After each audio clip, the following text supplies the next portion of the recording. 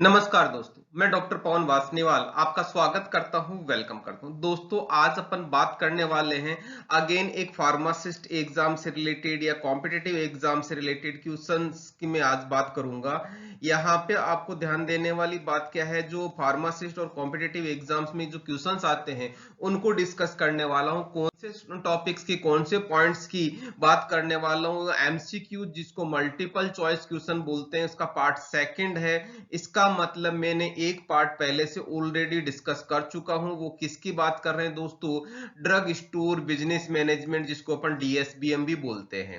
Okay, तो अपन शुरुआत करते हैं। सबसे पहले देखिएगा, सबसे पहला क्वेश्चन है, number of person involve in the public company. दोस्तों, इस चीज के लिए मैंने आपको बताया था, दोबारा बता रहा हूं। जॉइंट स्टॉक कंपनी होती है जिसको गवर्न करती है कंपनी एक्ट 1956 याद रखिएगा, 2013 याद रखिएगा।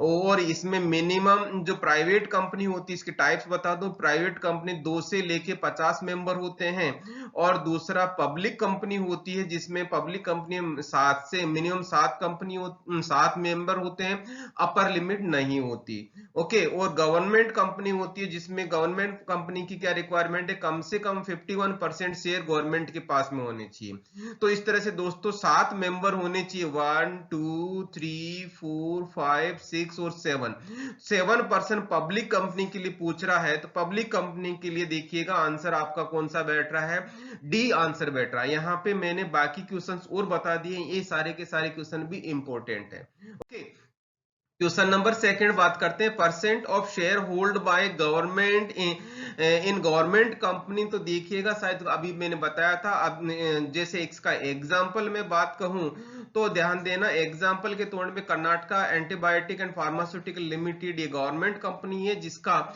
51% शेयर गवर्नमेंट के पास है। तो देखिएगा, ये 51% आपको आंसर करना है। तो मैं यहाँ पे दो क्वेश्चन बता दिए मैंने आपको। पहला क्वेश्चन मैंने आपको बताया कौन सा, 51% का, और दूसरा एग्जाम्पल बता दिया गवर्नमेंट कंपनी का। क्लियर? फिर अपन बात करते हैं क्वेश्चन नंबर थर्ड की। तो देखिएगा, statement is true for cooperative society. Cooperative society के लिए कौन सा स्टेटमेंट जरूरी है दोस्तों? तो देखिएगा, यहाँ पे कोऑपरेटिव सोसाइटी की डेफिनेशन क्या है, by voluntary association of financially strong person. Financially strong person होते हैं, उनका खुद का स्वयं के हिसाब से एसोसिएशन होता है, उसको कोऑपरेटिव सोसाइटी बोलते हैं दोस्तों। यहाँ पे कौन सा एक्ट के तहत should be registered under cooperative society act 1912, मतलब 1912 में ये एक्ट बना था, उसी के अकॉर्डिंग उसका रजिस्ट्रेशन होता है। फिर उसके बाद कम से मे बी 10 एडल्ट पर्सन, 10 कम से पर्सन हो सकते हैं। और cooperative society share of the business, मतलब बिजनेस के साथ करता है। और उसके बाद में कैन नॉट बी ट्रांसफर्ड, उसके शेयर जो बिजनेस वाले जो ट्रांसफर है या शेयर्स है, वो ट्रांसफर नहीं हो सकते। ये इंपॉर्टेंट है। तो यहाँ पे आंसर क्या बन रहा है, ऑल ऑफ द अबव। मतलब वॉलेंट्री एसोसिएशन है, 10% हो सकता है, share can not be transferred, तो ये आंसर हो गया ऑल ऑफ द अबव। यहाँ पे ऑल ऑफ द अबव बताने का सिंपल सा लॉजिक है, मेरे को आपको सारे पॉइंट्स बताने थे, सारे पॉइंट्स समझाने थे, इसलिए मैंने आपको ऑल ऑफ द आंसर बताया कि एग्जाम में कोई सा भी ऑब्जेक्टिव क्वेश्चन और किसी दूसरी लैंग्वेज फॉर्म में भी पूछा जा सकता है। ओके, क्वेश्चन नंबर फोर्थ देखिएगा, who is not functional middleman. तो देखिएगा कौन सा आंसर होता है। चैनल्स ऑफ डिस्ट्रीब्यूशन की जब बात आती है, तो सबसे पहले डायरेक्ट सेलिंग होती है दोस्तों, जिसमें मैन्युफैक्चर से सीधा का सीधा कंज्यूमर के पास हो जाता है, उसको डायरेक्ट सेलिंग बोलते हैं। और दूसरा, जैसे एग्जांपल के तौर पे heavy machinery is sold by consumer by the direct selling. Okay, जो बड़ी मशीन होती है वो सीधा जो बनाता है सीधा का सीधा पर्सन उसी के पास में ट्रांसफर कर देता है। ओके, दूसरा इनडायरेक्ट सेलिंग होती है, जिसमें देखिएगा मैन्युफैक्चरर से डिस्ट्रीब्यूटर के पास जाती है, डिस्ट्रीब्यूटर के बाद में वो होलसेलर के पास आती है, रिटेलर और कंज्यूमर के पास आती है। तो देखिएगा यहाँ पे अब जो मिडलमैन है, bring together buyer and middle के बीच को होता है, उसको अपन क्या बोलते हैं, मिडलमैन बोलते हैं। और collect the good from the seller and invite bids from the buyer, उसको अपन मिडलमैन बोलते हैं। फिर उसके बाद में find buyer of good and achieve guarantee of the payment, वो उसको अपन मिडलमैन बोलते हैं। जिसका दूसरा आता है मर्चेंट मिडलमैन। तो यहाँ पे आंसर आपका कौन सा हो गया, जो रिटेलर है वो मिडलमैन का फंक्शन नहीं है। बाकी जैसे ब्रोकर हो गया, ऑक्शन हो गया, डिक्लेरेटिव एजेंट हो गया, ये सारे के सारे मिडलमैन है। रिटेलर को अपन मिडलमैन नहीं बोलते, ओके, जो फंक्शनल नहीं है। अब बात करता हूं दोस्तों, who is not merchant middleman. तो देखिएगा यहाँ पे मिडलमैन मर्चेंट कौन सा होता है, तो दोस्तों यहाँ पे फंक्शनल मिडलमैन कौन कौन से होते हैं, broker, commission agent, auctioneer, D credere agent, और उसी तरह से मर्चेंट मिडलमैन कौन से होते हैं यहाँ पे, होलसेलर, रिटेलर एंड स्टॉकिस्ट। तो इस तरह से जो ध्यान देना, अभी मैंने मर्चेंट मिडलमैन वाला एग्जांपल में रिटेलर आया था पिछले क्वेश्चन में, तो यहाँ पे आंसर आपका क्या हो गया, नोट फंक्शनल कमीशन एजेंट हो गया। कमीशन एजेंट फंक्शनल मिडलमैन में आता है, और बाकी के होलसेलर, स्टॉकिस्ट एंड रिटेलर ये क्या होता है, मर्चेंट मिडलमैन होता है, फंक्शनल मिडलमैन नहीं होते। ओके, शायद आपको समझ में आ गया होगा अब फंक्शनल और मर्चेंट मिडलमैन में, क्लियर।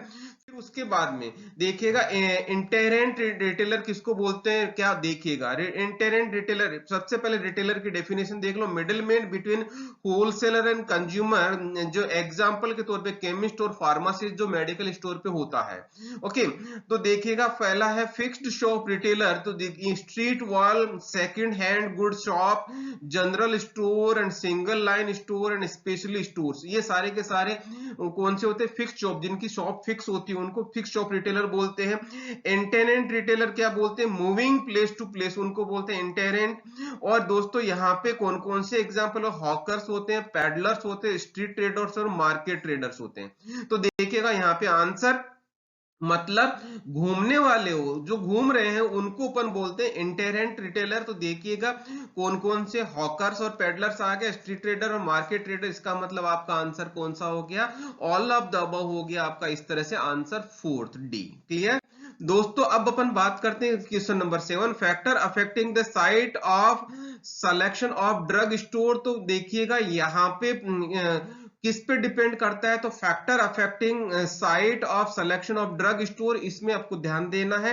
पहला है इसमें बिजनेस लोकेलिटी, जो थिकली पॉपुलेटेड रेजिडेंशियल एरिया हो या डेवलपिंग एरिया हो, उस एरिया में आपको लगाना चाहिए। दूसरा देखिएगा हॉस्पिटल लोकेलिटी या flow of traffic, parking area हो जहां पे एग्जिस्टिंग ड्रग स्टोर हो, वहां लगाना चाहिए आपको, फ्लो ऑफ ट्रैफिक के लाइन में ही होना चाहिए। फिर उसके बाद में लोकेलिटी का मतलब यहाँ पे होटल, सिनेमा हॉल या प्लेग्राउंड, उसकी लोकेलिटी डिपेंड करती है कि आपका कौन सी जगह मेडिकल स्टोर होना चाहिए। इस तरह से आपका answer all of the above हो रहा है, क्यों, क्योंकि business locality, flow of traffic और लोकेलिटी, इस तरह से यहाँ पे सारा का सारा आंसर डी हो जाता है। ओके दोस्तों, अब मैं आपसे फिर बोलूंगा यहाँ पे, यदि आपने चैनल को सब्सक्राइब नहीं किया तो चैनल को सब्सक्राइब कर लें, लाइक कमेंट और शेयर करें, ताकि दोस्तों को भी पढ़ने का मौका मिले। आपको कौन सा टॉपिक पढ़ना, किस तरह से पढ़ना है वो भी आप बताएं, ताकि मैं उसी हिसाब से आपका वीडियो अपलोड करूं। दोस्तों अपन आगे बात करते हैं क्वेश्चन नंबर 8। तो देखिएगा minimum space requirement for retail drug store as per drug and cosmetic act and rule 1945। तो देखिएगा इसको समझने के लिए मैं आपको बताता हूं, ये हमारा जैसे ड्रग स्टोर है, इसको स्टेब्लिश करने के लिए मिनिमम स्पेस रिक्वायर्ड होता है, जो एक एक्ट होता है drug and cosmetic act rule 1945। इसमें रिटेल ड्रग स्टोर के लिए कम से कम 10 स्क्वायर मीटर होना चाहिए, इसका मतलब 108 स्क्वायर फीट होना चाहिए। होलसेल के लिए वो उतनी ही जगह होनी चाहिए, 10 स्क्वायर मीटर या 108 स्क्वायर फीट होनी चाहिए। कंबाइंड यदि आप लगाते हो, कंबाइंड होलसेल और रिटेल के लिए, तो 15 स्क्वायर फीट होना चाहिए, 162 स्क्वायर फीट होता है। तो दोस्तों शायद आपको पता लग गया होगा, यहाँ पे आंसर ए और सी हो गया। क्यों हो गया, 10 स्क्वायर मीटर और 108 स्क्वायर फीट, ये दोनों आंसर होता है, इस तरह से आंसर ए और सी हो गया, क्लियर। दोस्तों अब अपन बात करते हैं next question, minimum space requirement for wholesale drug store as per drug and cosmetic act and rule 1945। तो दोस्तों अभी अभी मैंने बताया था, आंसर आपका सी हो गया, क्योंकि सिर्फ होलसेल और सिर्फ रिटेल दोनों के लिए बराबर ही होता है, तो आंसर एक ही हो गया, क्वेश्चन अलग अलग हो गए। Okay, question number next, minimum space requirement for combined wholesale and retail drug store as per D and C act 1945 45, तो देखिएगा यहाँ पे आंसर शायद आपको पता लग गया होगा, बी और सी। क्यों? क्योंकि 15 स्क्वायर मीटर और ये 162 स्क्वायर फीट, ये दोनों आंसर इसी में आते हैं, अभी अभी मैंने आपको बताया है। ओके दोस्तों, अपन बात करते हैं क्वेश्चन नंबर 11 की, रेफ्रिजरेटर रिक्वायर्ड फॉर। रेफ्रिजरेटर किसके लिए रिक्वायर होता है? ये स्टोर मैनेजमेंट अरेंजमेंट के तहत आता है दोस्तों। तो देखिएगा, sufficient stock for the pharmaceutical preparation होना चाहिए, फिर उसके बाद में रेफ्रिजरेटर होना चाहिए जो essential for the storage of pharmaceutical preparation at 2 to 8 degree centigrade. Refrigerator किस लिए लिया जाता है? 2 से 8 डिग्री टेम्परेचर मेंटेन करने के लिए रेफ्रिजरेटर लिया जाता है। ऐसी कौन सी प्रिपरेशन है? जैसे antibiotic, vitamin, vaccine, Sira and enzymatic preparation, उनको हम 2 से 8 डिग्री टेम्परेचर पे हम इसको रखते हैं। तो दोस्तों यहाँ पे आंसर क्या होना चाहिए? विटामिन आ गया, वैक्सीन, सीरा आ गया, एंजाइमेटिक प्रिपरेशन आ गया, इसका मतलब आंसर कौन सा हो गया? डी हो गया, all of the above. Clear? अब बात आती है कि आप क्वेश्चन किस तरह से आ सकता है, दूसरे तरीके से ही पूछा जा सकता है। रेफ्रिजरेटर को क्यों लिया जाता है? To maintain the pH, sorry temperature 2.2 to 8 degree centigrade for the different preparation. तो ये भी किया जा सकता है, ये भी ऑप्शन हो सकता है, इस तरह का क्वेश्चन भी हो सकता है। अब बात करते हैं क्वेश्चन नंबर 12 की। तो देखिए, ग्रांटेड और renewed licence is valid up to. तो दोस्तों यह कौन जनरली जो चीज होती है, valid up to 31 December of the year, जिसमें जिस ईयर में ग्रांट किया गया था वो 31 दिसंबर होता है। तो जनरली ऐसा नहीं है कि 1 जनवरी से होता है, हमेशा 31 तक दिसंबर तक ही वैलिड रहता। तो इस तरह से आपका आंसर हो गया सी। क्लियर दोस्तों? अभी भी आपने यदि कमेंट नहीं किया तो कमेंट जरूर कीजिएगा, आपको ये क्वेश्चंस कैसे लगे, किस तरह से लगे, और कौन से क्वेश्चंस देखने हैं, और कौन से सब्जेक्ट के आपको प्रीफर चाहते हैं, कौन सा थ्योरी चाहिए, कौन सा प्रैक्टिकल चाहिए, किस तरह के वीडियो लेक्चर चाहिए, आप कमेंट सेक्शन में मुझे बताएंगे, मुझे पता लग जाएगा और मैं आपका वीडियो जरूर अपलोड करूंगा। आपकी रिक्वायरमेंट के हिसाब से ही मैं वीडियो अपलोड करूंगा ताकि आपको मैक्सिमम फायदा हो सके। दोस्तों अपन बात करते हैं आगे, question number 13, minimum qualification for registered pharmacist as. तो देखिएगा, ये आपको एक क्वेश्चन आता है, मिनिमम क्वालिफिकेशन रजिस्टर्ड फार्मासिस्ट के लिए डिप्लोमा इन फार्मेसी होता है, D pharm from recognised institute होना चाहिए। तो दोस्तों यहाँ पे शायद आपको आंसर पता लग गया होगा, डी फार्म होता है minimum qualification for the registration of pharmacist. Okay, अब अपन बात करते हैं दोस्तों next question, from form number required for the application of schedule C and C1 drugs for retail sale. इसके लिए दोस्तों मैं आपको एक टेबल याद करवाना चाहूंगा, जिसमें ये वाली आपकी टेबल है, जिसमें टाइप्स ऑफ ड्रग कैटेगरी आ गई इधर, और फॉर्म नंबर ऑफ एप्लीकेशन और लाइसेंस इश्यूड फॉर्म नंबर। तो ध्यान देना, ये इस वाली लाइन में तो एप्लीकेशन दी जाती है, इसमें लाइसेंस इशू किया जाता है। ये रिटेल होलसेल है, ये होलसेल है, ये रिटेल है, ये होलसेल है। अब इधर कैटेगरी आ गई अलग अलग, मैंने यहाँ पे 3 डिफरेंट कैटेगरी बताई हुई है, शेड्यूल सी एंड C1 19 में होलसेल, रिटेल, होलसेल, फिर इसमें रिटेल 21 और 21B। तो इस तरह से दोस्तों आपको आंसर फाइंड आउट करना। इस टेबल में यदि आपने सारे क्वेश्चंस अटेम्प्ट, सारी चीजें याद कर ली, तो मेरा विश्वास है ऐसा फॉर्म नंबर शायद नहीं बचेगा जो जनरली मेन एग्जाम में या कॉम्पिटिटिव एग्जाम में आपसे पूछा जाता है एज ए ऑब्जेक्टिव टाइप का क्वेश्चन। तो देखिएगा यहाँ पे हमारे form number required for application schedule C और C1, तो देखिएगा शायद आपको आंसर समझ में आ गया होगा, 19 आता है यही वाला, क्योंकि रिटेल के लिए बोला जा रहा है, तो ये वाला आंसर आपका आंसर कंप्लीट होता है। उसी तरह से दोस्तों अपन आगे बात करते हैं, licence issued in the form of retail sale of schedule C and C1। तो दोस्तों अभी अभी मैंने बताया था ये वाली टेबल, तो लाइसेंस इश्यू किया जाता है कौन से फॉर्म में? रिटेल में। तो देखिएगा 21 इश्यू किया जाता है, तो आंसर क्या होना चाहिए? 21 आपका ये आंसर हो गया। क्लियर? तो इस तरह से क्वेश्चन बनते हैं और ये टेबल आपको जरूर लर्न करनी है दोस्तों। अब बात करते हैं question number next, which is pricing method. तो देखिएगा प्राइसिंग मेथड क्या होता है, प्राइसिंग ऑफ मटेरियल, इसके मेथड्स कौन कौन से होते हैं दोस्तों? सबसे पहले होता है फीफो मेथड, जिसका फुल फॉर्म होता है फर्स्ट इन फर्स्ट आउट। दूसरा होता है LIFO method, last in first out. फिर आता है एवरेज कॉस्ट मेथड, जिसको एवरेज के हिसाब से निकाला जाता है। रिप्लेसमेंट प्राइस मेथड बोला जाता है। इन्फ्लेटेड प्राइस मेथड बोला जाता है। और फिर आता है स्टैंडर्ड प्राइस मेथड आता है। इस तरह से दोस्तों मेरे हिसाब से आपका आंसर शायद समझ में आ गया होगा। ऑल ऑफ द अबव, क्योंकि फीफो भी आ रहा है, लिफो भी आ रहा है, एवरेज कॉस्ट भी आ रहा है। इस तरह से आपका आंसर कंप्लीट होता है। दोस्तों यहाँ पे एक चीज और बता दूं, मैंने यहाँ पे सारे के सारे मेथड बता दिए हैं। इस तरह से इससे रिलेटेड कोई क्वेश्चन बनता है तो आपको जरूर अटेम्प्ट हो जाएगा। अब अपन बात करते हैं दोस्तों full form of FIFO. Generally question पूछा जाता है।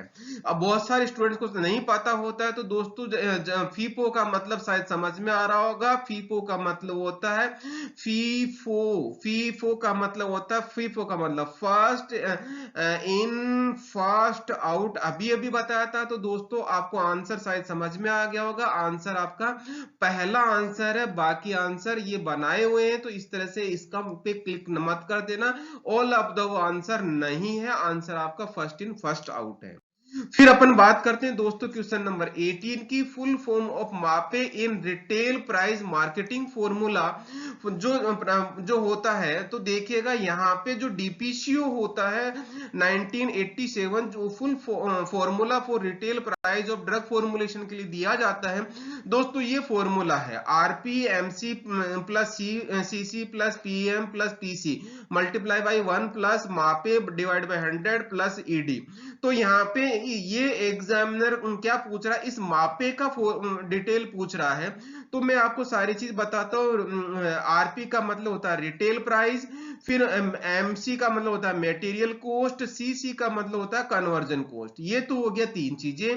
फिर पीएम का मतलब होता है पैकेजिंग मटेरियल कॉस्ट, और पीसी का मतलब होता है पैकेजिंग चार्जेज। ओके, और ईडी का मतलब होता है दोस्तों एक्सरसाइज ड्यूटी। अब लास्ट बच्चा हमें एमआरपी, जिसको अपन बोलते हैं maximum allowable post manufacturing expenses. तो यहाँ पे शायद आपको समझ में आ रहा होगा, पहला ही आंसर आ रहा है maximum allowable post marketing manufacturing expenses. तो इस तरह से मैंने आपको सारी चीजें बता दी है, फॉर्मूला बता दी है, किस ये फॉर्मूला कौन से एक्ट के तहत या किसके तहत दिया जाता है, और इनकी सारी की डिटेल। ये इस तरह से मैंने आपको सारी चीज बता दी। इससे रिलेटेड जितने भी क्वेश्चन बनते हैं सारे पॉइंट्स मैंने डिस्कस कर लिए हैं आपसे।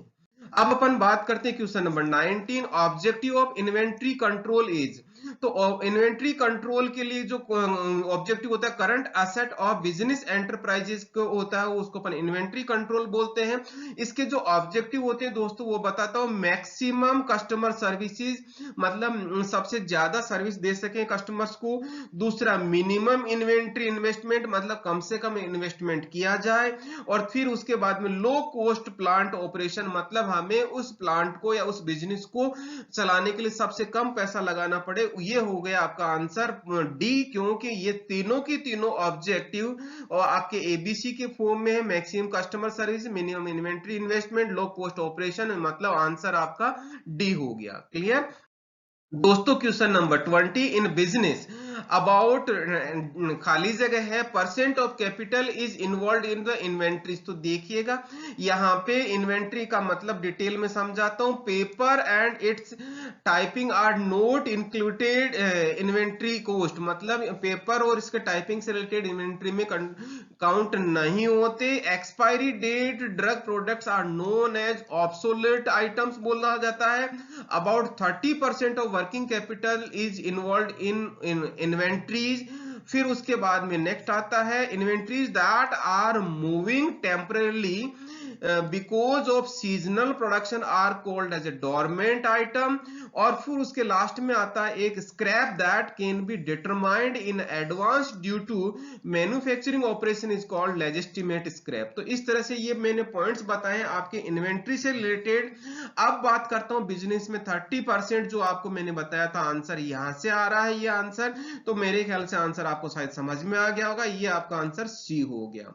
इस तरह से दोस्तों मैंने आपको 20 क्वेश्चन बता दिए हैं। अभी भी आपने चैनल को सब्सक्राइब नहीं किया है, चैनल को सब्सक्राइब कर लें, बेल आइकन को इनेबल कर लें और अपने दोस्तों को जितना हो सकता शेयर करें। इसके लिए लास्ट में आपको बहुत बहुत धन्यवाद दूंगा। आपने पूरा वीडियो देखा और अपने दोस्तों को शेयर करते रहिए। Thank you once again.